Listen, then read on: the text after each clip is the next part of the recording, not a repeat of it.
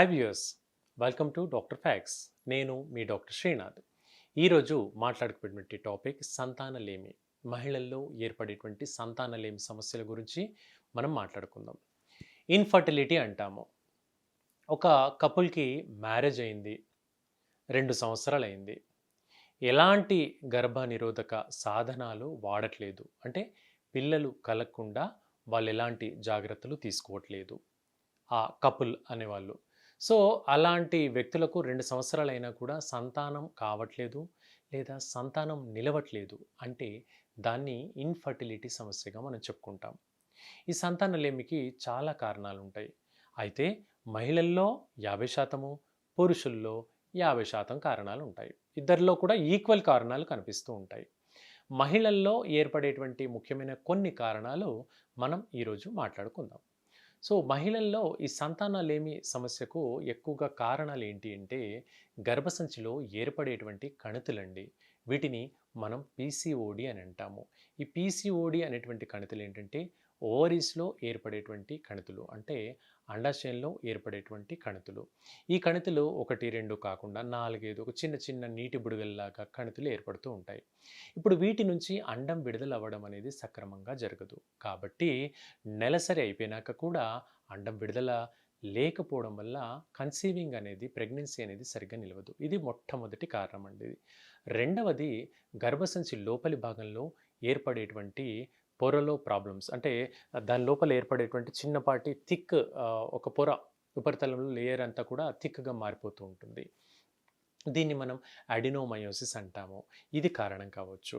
మూడవది, గర్భసంచి పై భాగంలో ఏర్పడేటువంటి పొర, వాపు, దాన్ని ఎండోమెట్రియోసిస్ అంటాము. ఇదొక కారణం కావచ్చండి.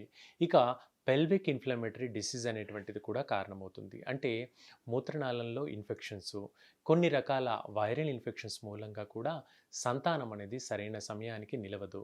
ముఖ్యంగా హెర్పిస్ సింప్లెక్స్ వైరస్ హెచ్ఎస్‌వి1 అలాగే హెచ్ఎస్‌వి2 అనేటువంటి వైరస్లు ఉండడం మూలంగా, అలాగే క్లమిడియా వైరసు, ట్రెపోమోనాస్ వైరసు, గయార్డియాసిస్ అనేటువంటిది, ఇలా కొన్ని రకాల వైరస్లు అధికంగా ఉండడం మూలంగా కూడా ప్రెగ్నెన్సీ అనేది టైంకి రాదు.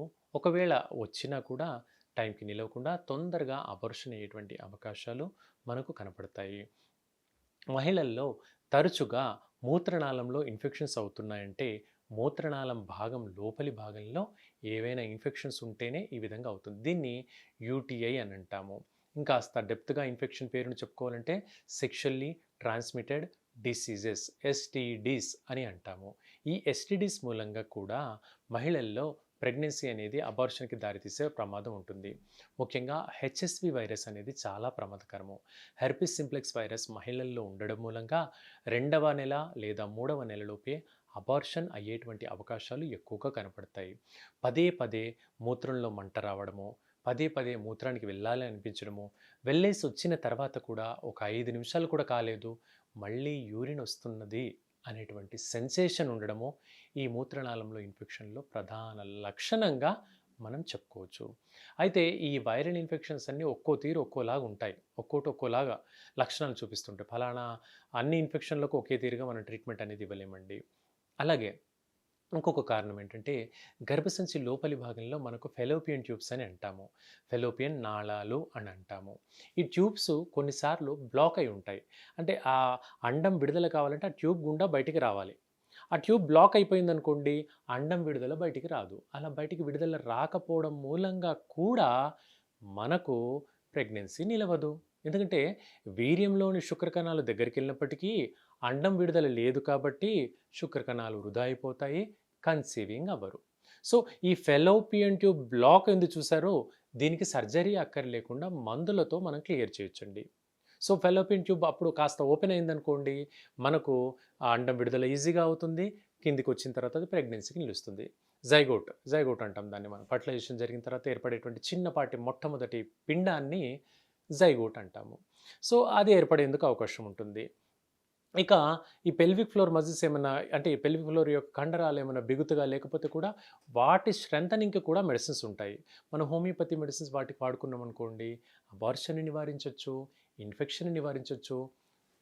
ఏర్పడినటువంటి పిండాన్ని జారిపోకుండా గట్టి బలోపేతం చేయొచ్చు. అంటే వాటి యొక్క గోడల్ని బలోపేతం చేయొచ్చు. తద్వారా అబార్షన్‌ని కూడా మనం నివారించిన వాళ్ళమవుతాం. సో, మహిళల్లో ఇన్ని రకాల కారణాలుంటాయండి. ఇన్‌ఫర్టిలిటీకి కారణాలివి. సో, ఈ ప్రాబ్లమ్స్ ఎవరికి ఉన్నా కూడా హోమియోపతిలో చాలా చక్కని మార్గాలుంటాయి. రెగ్యులర్‌గా మందులు వాడుకున్నట్లయితే ప్రెగ్నెన్సీ అనేది టైంకొస్తుంది. అబార్షన్‌ని కూడా మనం నివారించుకోవచ్చు. మీలో ఎవరికైనా డౌట్స్ ఉంటే ఫీల్ ఫ్రీ టు కన్సల్ట్ అస్. ఈ వీడియో నచ్చినట్లయితే నలుగురికి షేర్ చేయండి. ఇదండి ఈరోజు టాపిక్. రేపు ఇంకొక మంచి టాపిక్‌తో ఇక్కడే డాక్టర్ ఫ్యాక్స్‌లో కలుసుకుందాం. Keep watching doctor fax. Thank you.